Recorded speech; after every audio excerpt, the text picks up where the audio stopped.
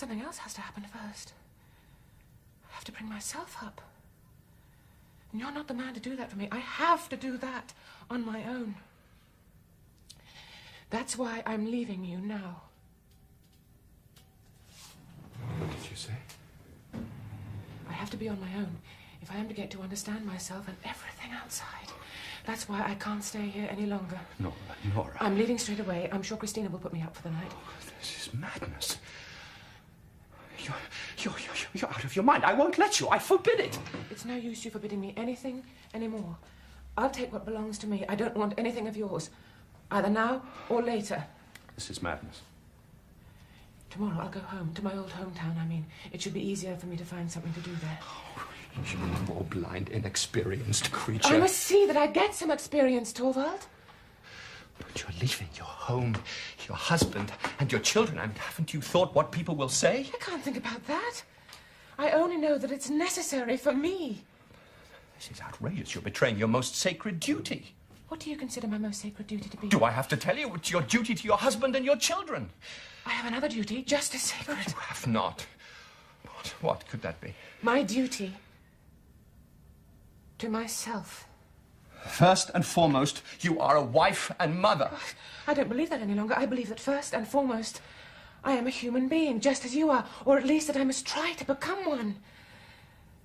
Oh, I know that most people would say that you're right, Torvald, and that it says something like that in all the books, but I can't go on accepting what people say and what it says in books. I have to think things out for myself so that I'll get to understand them. But don't you understand that your place is in the home? I mean, don't you have something you can rely on for guidance in these matters? Religion. Torvald, I don't really know at all what religion is. What are you saying? Well, I don't know anything except what Pastor Hansen told me when I was being confirmed. He said that religion was this and that and the other. When I get away from all this and on my own, I'm going to have to look into that as well. I must find out whether it was right what Pastor Hansen said, or rather, whether it was right for me.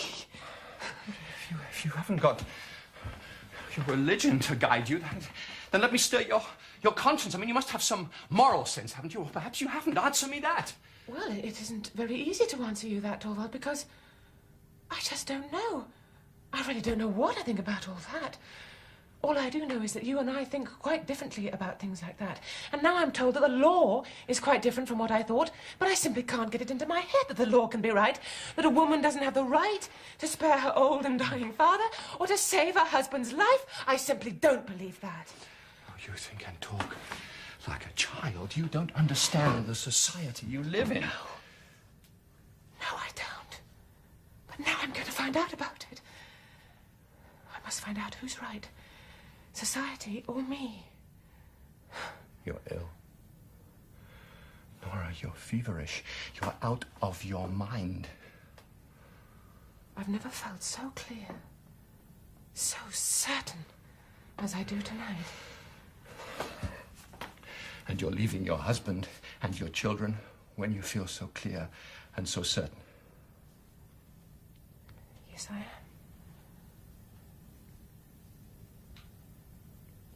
There's only one possible explanation. What's that?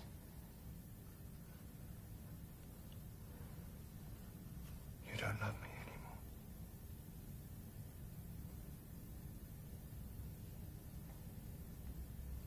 No. That's just it.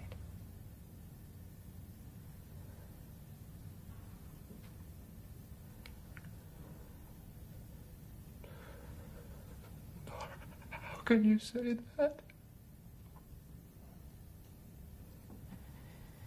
Well, it hurts me to say it very much, Torvald, because you've always been so kind to me, but I can't help it. I don't love you anymore. And you're very certain about that, too? Yes. Yes. Absolutely. That's why I can't stay here any longer. Can you tell me what I've done to forfeit your love? Yes, I can.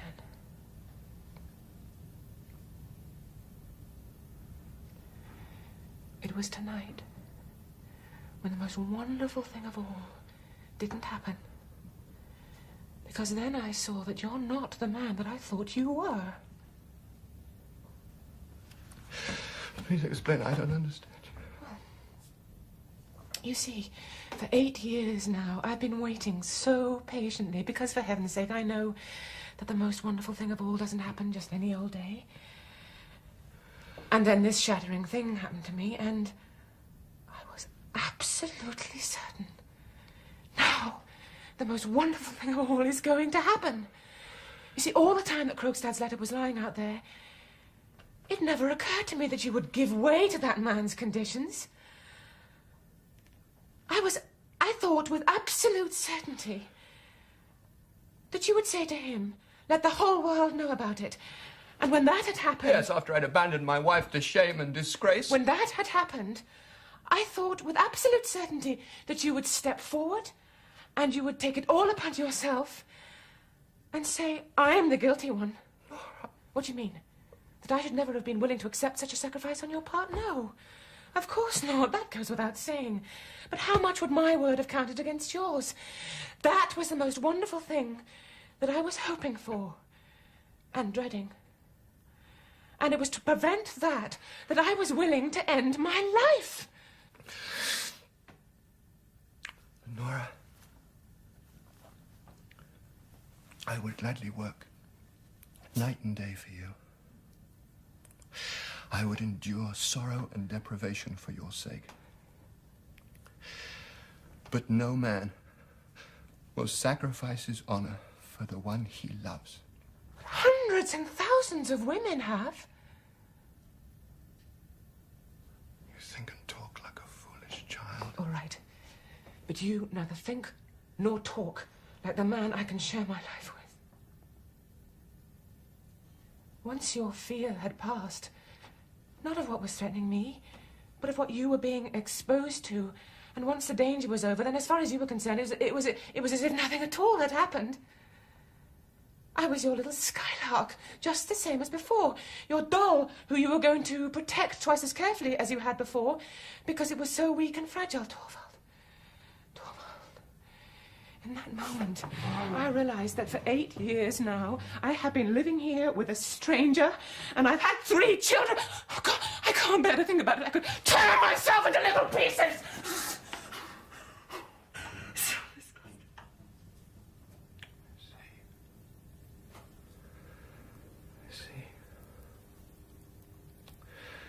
A whole abyss seems to have opened up between us. But Nora, isn't it possible to close it?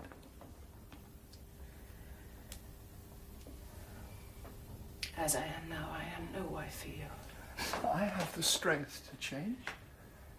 Perhaps.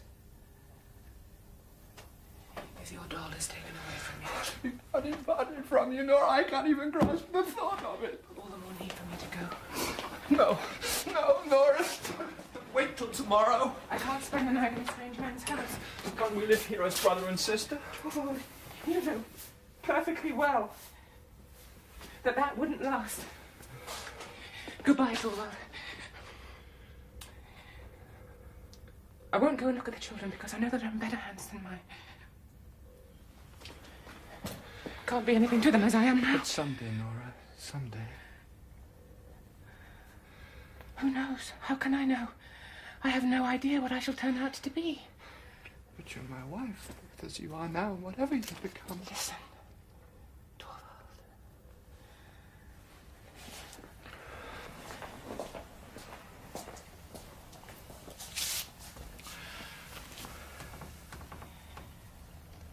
I've heard that when a wife leaves her husband's house, as I'm doing now, that he is released by law from all his obligations towards her. Well, anyway, I release you from all your obligations. You mustn't feel bound in any way, any more than I shall. There must be complete freedom on both sides. Look. Here's your ring. Give me mine. Oh, no, this is well. This is well. So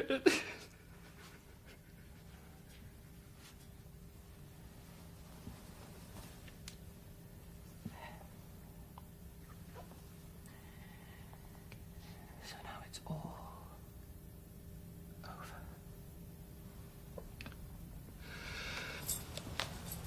I'm putting the keys down here. As for the household, well, the maids know about running everything better than I do. Tomorrow, after I've left her, Christina will come and pack the belongings that I brought with me from home, and I'll have them sent on. It's all over.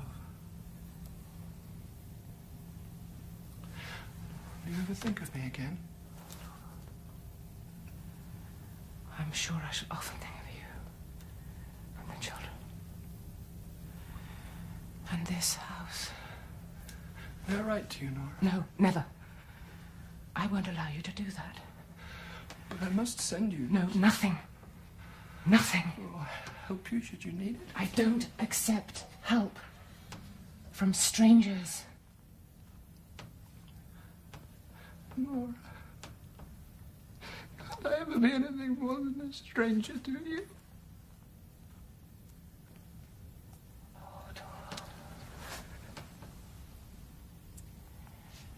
For that, the most wonderful thing of all would have to happen. Well, tell me what it is, this most wonderful thing of all. You and I would have to change so much that no, I don't believe anything wonderful, not anymore. Tell me, I want to believe it. Change so much that... Change so much that our life together could become a marriage.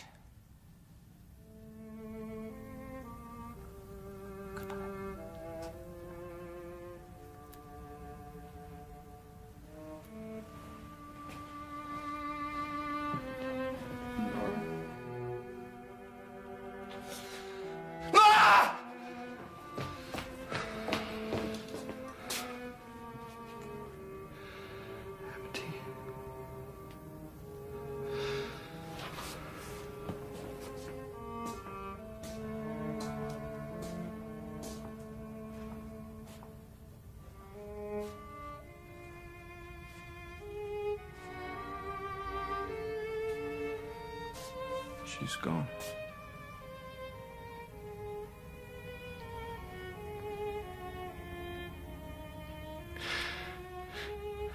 The most wonderful thing of all.